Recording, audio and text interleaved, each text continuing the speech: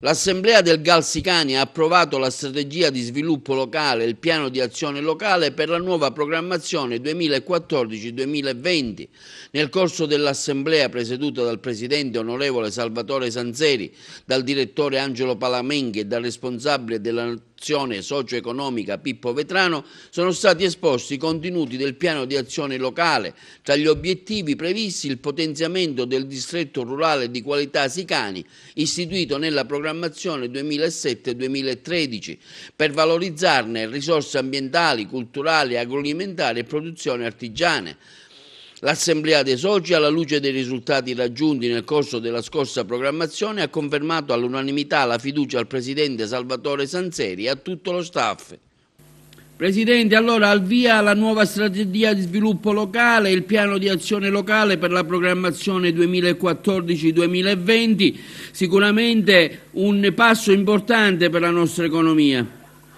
Non c'è dubbio, questo è uno di quegli strumenti che poi servono veramente, anche se con le risorse limitate, servono veramente allo sviluppo di un territorio. D'altra parte l'esperienza che abbiamo avuto negli anni passati è stata molto utile, è stata molto incisiva, molto efficace. Molte aziende sono state finanziate per iniziare una loro attività, molti comuni hanno avuto dei buoni finanziamenti per ripigliare vecchie emergenze culturali, ma anche percorsi naturalistici che hanno contribuito ad aumentare la capacità nei confronti di tutti quei turisti che vengono nelle nostre zone.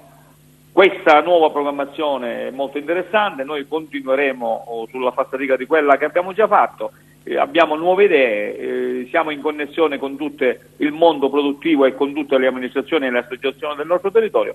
Credo e spero di fare bene come abbiamo fatto. È anche una punta di orgoglio, perché siamo stati confermati, io come Presidente, tutto il CDA, tutto lo staff, dall'Assemblea dei soci, sindaci e associazioni, all'unanimità, al riconoscimento, devo dire, questo li ringrazio, ma li ringrazio per questa loro nuova fiducia, e li ringrazio anche perché sono veramente, io credo che siamo veramente anche in questo territorio in presenza di sindaci che lavorano bene per il loro territorio, di associazioni che sono presenti, pro loco e quant'altro sono presenti in questo territorio, e tutti assieme io credo faremo anche un buon lavoro anche in questa nuova programmazione.